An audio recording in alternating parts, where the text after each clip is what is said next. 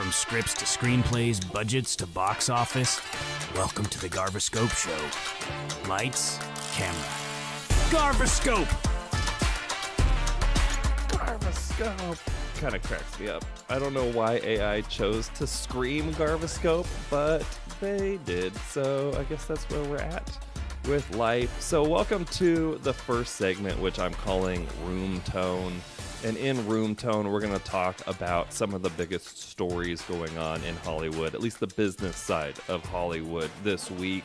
And the first one, I don't think any of us can ignore. It has been not just on my radar, but all over my radar, and that is the new Netflix series, Adolescence, which is gaining a lot of popularity from the cinematography freaks, cinematography lovers out there, because it goes about its business doing hour-long single-shot takes. So an entire episode in a single shot. And you may be thinking, oh, it's like 2017 where they just use creative stitching to stitch together shots. No. They spent 4 weeks per episode. 4 weeks? 4 weeks prepping an episode, going through it over and over and over and over again. And then they do the entire episode in a single take. And it is... I would kill... Okay, I wouldn't kill because that's on tape. But I would love to be on a fly on the wall of one of those episodes because it's flawless. It is so good. The show is emotionally deep. There's no shying away from it, not in the writing, not in the acting. They don't hide from difficult shots. They pull it off. And if you haven't watched it, you should watch it. That's kind of my little watch of the week. I would 100% check that out. Now, something else going on the business side of things is that a Hollywood filmmaker, I'm just going to read the headline here, Hollywood filmmaker charged with defrauding Netflix of $11 million. This is an interesting one. You don't hear too many stories about Hollywood being defrauded, especially these streaming platforms, but there is a filmmaker that was supposed to be making a TV show for Netflix, Carl Erik Rinsch, and he defrauded Netflix of about $1 million or $11 million. He was supposed to be developing a series that was originally called White Horse, and then the name was changed to Conquest. It was a science fiction TV series that was kind of a little bit AI focused.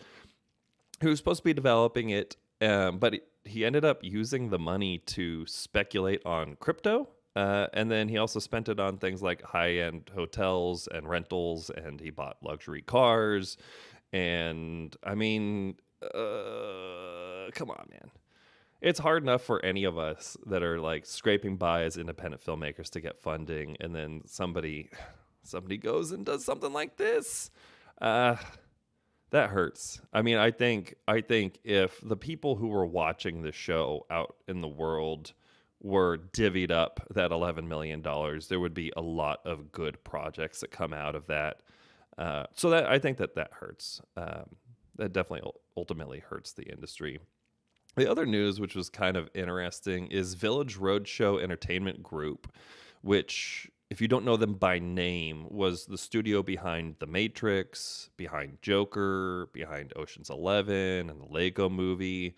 They've been in the midst of a long-running dispute with Warner Brothers, and it has ultimately resulted in them filing for Chapter 11 bankruptcy. So rest in peace to one of the titans that brought us a lot of good entertainment. Well, depends on who you are, whether or not you think it's good. The other story, which this one almost made it to my Making Waves this week segment, but was superseded by something that happened in the last couple of days, and that is the Electric State. Oh my God. I used to complain about Red One being like the biggest modern day example of misguided film investment in Hollywood, because Netflix spent something like $250 million on it, and there's just no possible way that they actively make that money back in retained subscribers. So yeah, we don't have super transparent reporting on this, but we do know what reality is. So it stars, if you haven't seen it, it stars Chris Pratt and Millie Bobby Brown. You can watch it if you have a Netflix subscription or if you're borrowing one from a friend or a family member. Vulture called it a piece of junk. I wouldn't call it a piece of junk, but I would call it one of those movies that your uncle watches. Like that everybody has that uncle who just doesn't necessarily care if a movie is good. He just cares if he has fun watching it. It's one of those movies. And yeah, I would say it's fun. It's not deep. It's not wildly creative, but it's fun. It's not $320 million fun. But it's, it's fine. But, one of the other stories that kind of popped up this week about it is that it's already underperforming Craven, which was not a fantastic movie that came out in the last year. So you can see right now, this is from Netflix's own list. It's underneath Den of Thieves 2, The Twister. This is a documentary. This is not like Twisters 2 or whatever. It's underneath Craven. It's underneath Despicable Me. It's sitting at number 5. That's pretty embarrassing for one company called Netflix. Now, I am crazy excited for this new Seth Rogen show that's coming out on Apple TV Plus called The Studio. And so far, the people that have been seeing previews of it are talking about how awesome it is. So I can't wait for it to, I think it comes out officially later, March 26th. 2 days from now. I'm super excited. It seems like it's going to be super on the nose roast of all of the things that are really weird and messed up in Hollywood right now. It's going to be freaking awesome for everybody who gets to watch it. Which, like I saw this article and I was like, wow, Apple TV is really killing it right now between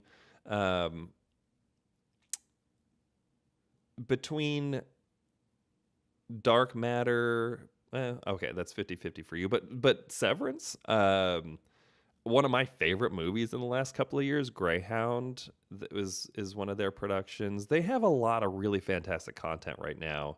So I was like, oh, Apple TV is really killing it. And then sure enough, the very next article that I found is this one from IndieWire. Headline, Apple TV Plus reportedly loses $1 billion on streaming a year. Okay, so yeah. See, these streaming platforms aren't necessarily nailing it from a business perspective. And that's, if you're familiar, if you've watched any of these, at least the Ben on film versions of this current Garvescope show manifestation, then you know that I started Garvescope to really solve the industry problem where people are making really bad financial decisions because they have really bad data or they just don't listen to the data at all. At some point, it's not sustainable for the streaming platforms. It's not sustainable for the studios. That's going to rear its ugly head eventually. But I think that the one exception maybe two exceptions to this are Amazon and Apple. Because if there are two companies in the world that can float $1 billion in losses, it's one of those. So as a user, I'll say, Apple, feel free. Go ahead, continue to lose $1 billion a year as long as you continue to deliver good content. I'll buy your phone, okay? I'll buy your freaking phone. I'll buy your laptop. I'll buy your tablet. Keep giving me good content. I'll take it. So yeah, super excited for this new Seth Rogen show. We'll see how it pans out, but so far it seems like the early reviews are nothing but positive. Now, talking about losses in the film industry, Francis Ford Coppola, been in the news a bit lately, not necessarily for great things, largely because his self-funded film Megalopolis got a Razzie for the worst film of the year. He sat down on a podcast with Rick Rubin of music production fame, and they kind of talked about his financial situation, which is pretty interesting. I mentioned in a video last week or the week before that Coppola had financed part of Megalopolis's $120 million budget by mortgaging his winery, and that the movie was doing very poorly at the box office, both domestically and abroad. I think the number at the time was $14 million total global box office with a $120 million budget. According to this story, it's only at $7.6 million domestic right now, which means that he is just not in a good financial position. Some of the quotes that I wrote down, and I'll hit me up if you want a link to the story because I'll totally share it with you. But some quotes that he said to Rick Rubin: "I don't have the money because I invested all the money that I borrowed to make Megalopolis. It's basically gone. I think it'll come back over 15 to 20 years, but I don't have it now." I don't know if you know how old Francis Ford Coppola is, but he may not have, respectfully, he may not have 15 to 20 years. The guy has an incredible legacy, pretty good wine too, but I don't, what does this mean for his next film? I mean, he says in this, there's a quote in the story that says that he's going to have to make his next movie for very cheap.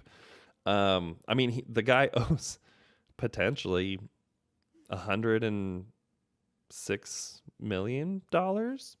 So I don't know what cheap is cheap, but welcome to our world as micro budget filmmakers. He also, so another quote that was interesting to me in this story, he says, "As a director, I don't care if I lose all the money I have. I didn't do this to make money. I do this to do something more beautiful than making money." And that's fine. But also the movie was super weird, my friend. So yeah, $7.6 million domestic box office, a little over $14 million globally with a $120 million budget.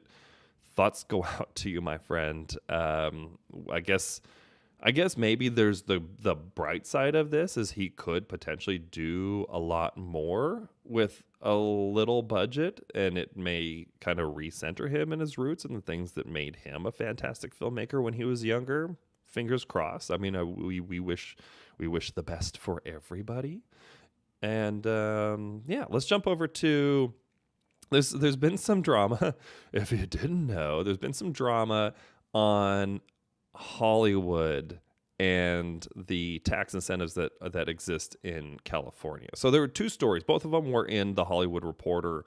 One of them, the up and coming cities swiping Hollywood's dollars, talks about a lot of the places that are providing better tax incentives or just providing tax incentives that make life easier for filmmakers, both on the budget side and on the production and post-production side. They list out Louisville, Kentucky. They mention North Carolina. No, Morrisville, North Carolina. Morrisville? No, not Morrisville. Where's the Myrtle Beach? No, Myrtle Beach is South Carolina. I can't remember. There's a beach town in North Carolina that they film a lot of productions in. They mentioned Texas. I was in Texas 2 weeks ago for a launch event for a crowd equity campaign being run by Robert Rodriguez. And during that, he mentioned that Texas is sponsoring a bill that is in their state legislature that will potentially finance over $500 million in new film projects in the state, which is relatively rare nowadays unless you live in Georgia. And it's making places like Kentucky, North Carolina, and Texas more competitive. We've already seen a ton of shifts of productions to Canada and the UK. What was I watching? I was watching a YouTube video that was a clip of filmmakers talking about, like, they just don't want to see all of the projects demanding them to go to Vancouver or Toronto. Vancouver. I'm sorry. I'm from Seattle. So when I say Vancouver, I sound like I'm from the Midwest or from Canada itself. I'm from Canada South, the city of Seattle. Yeah, they were talking about like it's just every project that comes to them is asking them to either go to London or to Canada, and so the domestic cities and states that are investing in independent film tax incentives like Kentucky, North Carolina, and Texas, we're starting to see things shift to there because it's so expensive to produce films in Hollywood, which takes us to the next story from the Hollywood Reporter, which was one bold idea that could save California's film and TV industry. Anybody know what that idea was? Well, their idea was that, first of all, bring back some form of a tax incentive.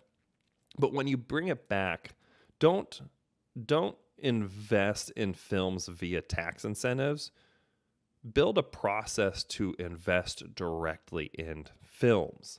And that's fascinating. I would worry as both a taxpayer and as a filmmaker about what projects would get filmed. I don't have a ton of faith in equity in these situations, that the films that get funded won't be the films that already had a ton of budget or the filmmakers who have access to a ton of capital, which leaves a lot of us behind. But it is an interesting idea. I will give them that.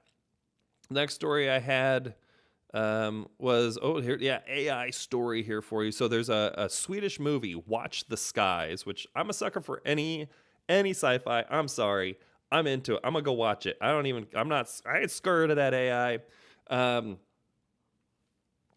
Big story behind it was that it got a distribution deal with AMC for a 100 theater run via XYZ Films.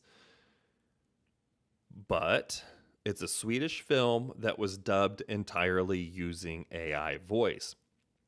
First of all, it's going to be interesting just to see what the level of quality is. Dubbing is hard enough when you have actors. I mean, as we go through this show today, you're going to hear more of these stings that were created with AI, and they're interesting. There is some almost like emotion behind it, but I don't know. Like, how does I am curious to see it. I will probably go see it in theaters. I live in New York. It's a pretty easy place to go see movies. There's no lack of these things premiering in this area. So I'll go see it. They can have my $75 or whatever the cost of a movie ticket is today. Because I'm curious, and yeah, I'll see it in streaming, but I want to see what this AI voice experience looks like when it's scaled up to Dolby and to that size of a screen. I mean, obviously, film itself uses real actors, but it's voices done by AI. I am of the opinion, and we'll talk about this later in the show, but I'm of the opinion that as of right now, AI audio is leaps and bounds ahead of AI video. Look, it's structurally much more simple to do, but I think that that's kind of where we're at. So it makes sense that the first thing that we'd see that's end-to-end using an AI tool would be something like dubbing. And you don't know what the original audio was supposed to sound like when you're watching a dubbed film. So, what exactly are you missing on? You don't know. We don't know. Nobody knows. Just the Swedes, I guess. But, yeah, we'll see. So next story, Cleopatra Entertainment and Sandaled Kid Productions to back a slate of 12 micro-budget genre films. Really cool. Look, not a huge story, not life-changing to anybody, but it is always cool to watch investment firms getting together, whether it's studios or production companies, to find a way to provide structured investment into micro-budget feature-length genre films. Cleopatra Entertainment is providing the financing for 12 features, while Sandaled Kid Entertainment or Productions is going to curate the slate and oversee the production. There's a list on here of... So the Sandaled Kid production was founded in 2020 by James Colin Bressick, whose credits include Darkness of Man, starring Jean-Claude Van Damme, Hot Seat, and featuring Mel Gibson and Kelvin Dillon, and Fortress starring Bruce Willis. Oh, wait, Bruce Willis was in Fortress? Am I thinking of the wrong movie? Hold on. Fortress 2021. Oh, yeah, I'm thinking of the wrong movie. Oh, Bruce Willie, make me sad. But yeah, shine a little light on the people that are doing the right thing for the right projects, and we hope that those 12 films have significant returns. The more people that are investing in these and can show that it's a valid business model, the better all of this is going to be for everyone who's trying to do similar work. Then a story crossed my path about South by Southwest, which really has its roots as a music festival and music conference. I think the music festival happened because of the music conference, getting musicians together to talk about the business and give them a chance to showcase their films. Well, I was in Austin for South by Southwest a couple of weeks ago, and it looked not wildly different, but a little bit different. I ended up Googling it. It turns out that at its peak, South by Southwest would have about 2,000 musician showcases.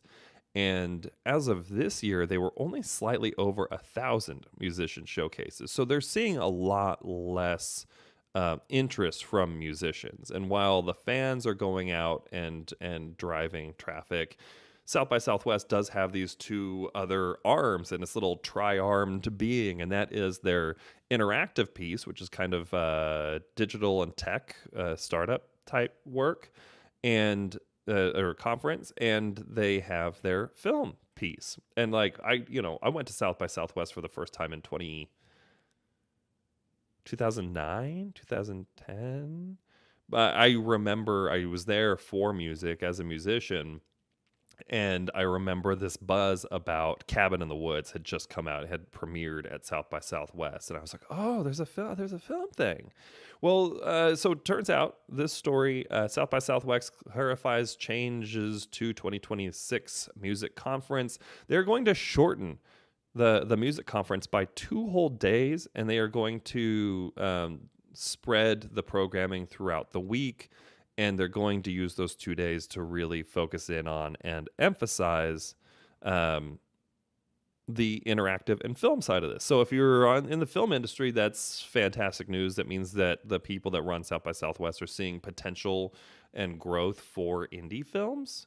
And okay, look, if you're an indie filmmaker, if you're a micro-budget filmmaker, you may not feel like South by Southwest is accessible. It's kind of in that God tier film festival level with, Festival de Cannes and with Sundance and with Toronto.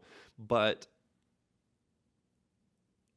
even if you don't have those budgets, the fact that this film festival specifically sees value in growing the film piece of their conference, I think that that's a good sign, and that may open up more opportunities. Maybe it's just one more micro budget film that makes it in, and they're showcasing more $5 million indie films. But at the same time, there's a possibility that this is them following the data, that there's potential for more growth. I swear we're almost done with the news section. I just wanted to flag this last one. Studio profit report, lower costs are the name of the game. It's a Hollywood Reporter story that's looking at how the bottom line costs of film productions are rising, and that film studios are going to have to start investing in smaller productions. Obviously, bad news for Hollywood as a whole, especially the status quo, but potentially good news for indie and small budget filmmakers, micro budget filmmakers, because it means that people are going to start to turn more of an eye to these micro budget projects and potentially give you more opportunities to make more films. All right, that concludes Room Tone.